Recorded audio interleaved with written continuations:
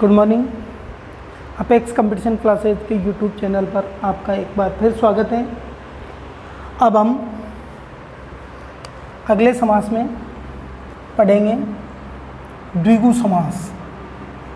द्विगु समास, यदि हम इसके द्विगु समास की पहचान संबंधी बात करें तो इसकी पहचान में हमें कुछ बातें ध्यान रखनी होती है। इसकी पहचान क्या होती है? सबसे पहली बात, यह समास तत्पुरुष समास का भेद है। तत्पुरुष समास का भेद है। दूसरी बात, इसका द्वितीय पद प्रधान होता है। इसका द्वितीय पद प्रधान होता है। इंक ही नहीं है इसमें।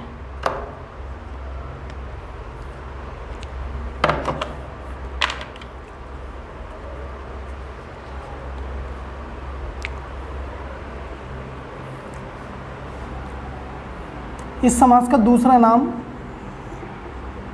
संख्यावाची कर्मधारय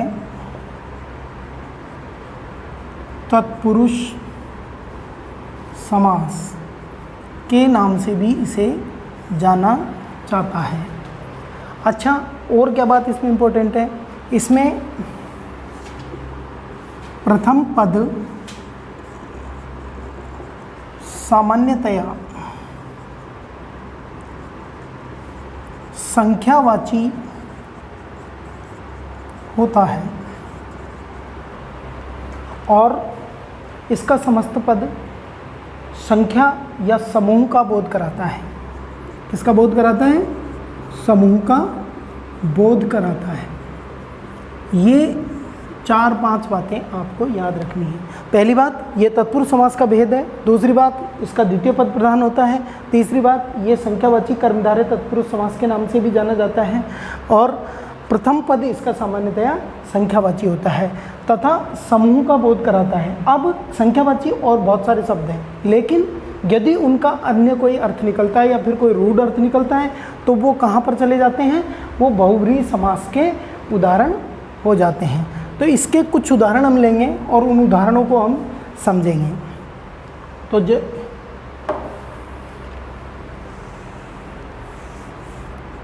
उदाहरण में जैसे हमने ले लिया त्रिलोक, चौराहा, सप्तर्षि, पंचवटी, त्रिफला,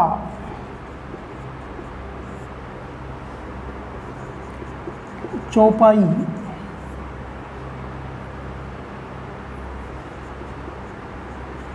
चौपाया, अष्टाध्यायी,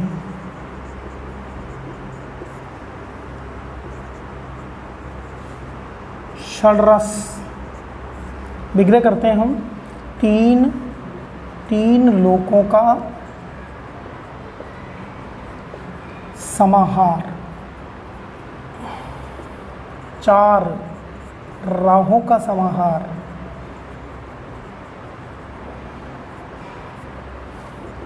7 ऋषियों का समूह,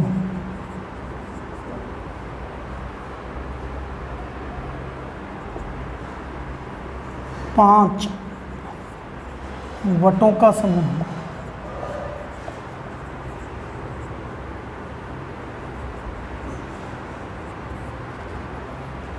3 फलों का समाहार। ये चौपाई शब्द इसमें नहीं आएगा। चौपाई का अन्य अर्थ होता है चौपाया, 4 पैरों वाली आकृति। अष्टाध्यायी, 8 अध्यायों का समूह। 6 रसों का समूह, षड्रस। अच्छा, इसके अलावा और भी बहुत सारे शब्द हैं, जैसे नवरत्न, नवरात्र, सप्ताह, एकांकी, एकांकी, इकलौता, एक तरफा आदि बहुत सारे शब्दों में द्विगु समास होता है। अब हम इसके बाद पढ़ेंगे अगला समास।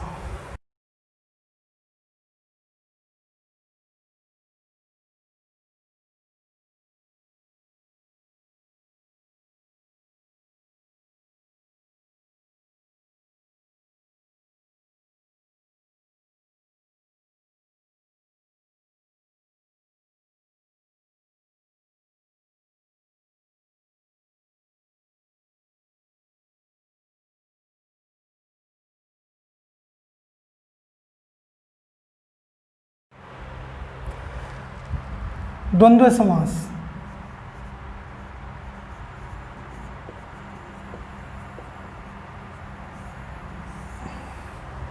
तो देखिए, द्वंद्व समास को पढ़ते समय हम इसकी पहचान को सबसे पहले पढ़ेंगे, और इसकी पहचान है,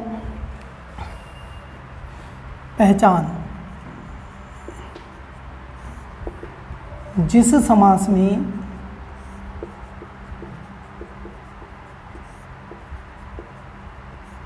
दोनों पद प्रधान हो वह द्वंद्व समास कहलाता है। अच्छा, दोनों पदों के मध्य, दोनों पदों के मध्य और, तथा, या, अथवा आदि शब्दों का लोप होता है। दोनों समस्त पद में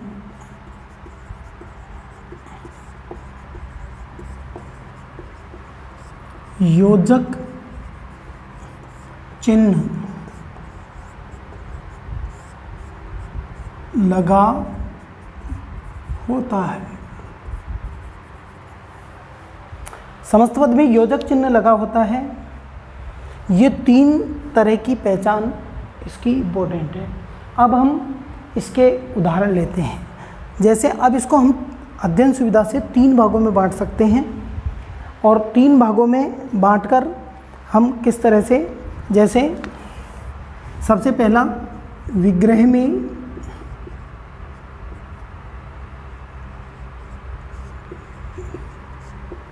और, या, तथा का प्रयोग। अब किन किन किस प्रकार के शब्दों में हम और, तथा का प्रयोग करते हैं, तो इसमें शब्द लेते हैं हम, जैसे माँ बाप। हमने शब्द लिया माँ बाप। स्त्री, स्त्री पुरुष। माँ बाप, स्त्री पुरुष। राधा कृष्ण, राधा कृष्ण। कंद, मूल, फल। अब जब हम इनका विग्रह करेंगे तो देखिए, माँ बाप का विग्रह होगा माँ और बाप। स्त्री पुरुष का स्त्री और पुरुष। राधा और कृष्ण। कंद, मूल तथा फल।